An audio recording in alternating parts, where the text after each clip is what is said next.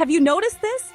The moment you stop over-texting, the moment you stop explaining yourself, the moment you stop trying so hard, that's when he suddenly shows interest again. Why does that happen?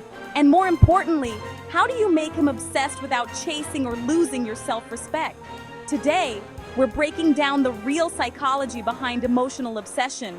By the way, check the description for something important related to this topic.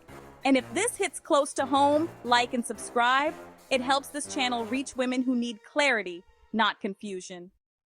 If you're watching this, chances are he's pulling away, his effort dropped, the text slowed down, or you're stuck decoding mixed signals, and you're asking, what changed? Why was he more into me before? How do I get that version of him back? Here's the truth most dating advice avoids. Men don't become obsessed because you give more. They become obsessed because of how they feel around you. When you chase, overtext, overexplain, lower your standards, try to prove your value, your brain thinks you're saving the connection, but his brain reads it as certainty. And the human brain, especially the male brain, doesn't obsess over what it already has. Obsession comes from emotional uncertainty, not availability.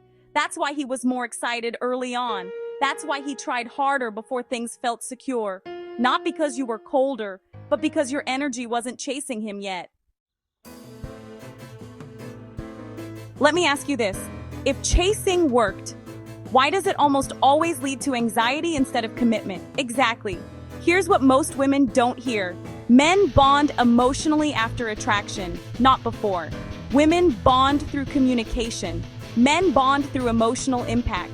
A man becomes obsessed when he feels challenged, not pressured.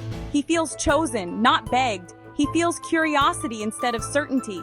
That's why men are drawn to women who have boundaries, don't over-explain, and aren't always available. Not because they're playing games, but because they trigger emotional curiosity. And curiosity creates thought loops. Thought loops create obsession. Here's the mindset shift that, honestly, changes everything. Self-respect is magnetic.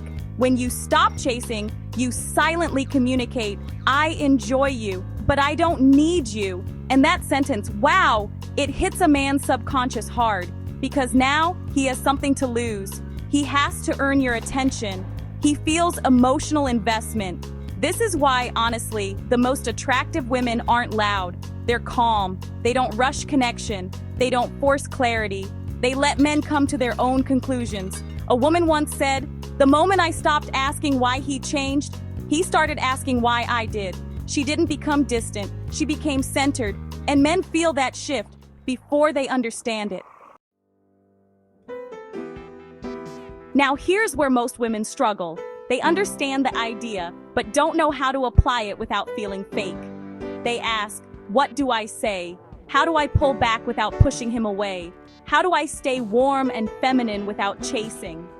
That's where deeper psychological explanations matter.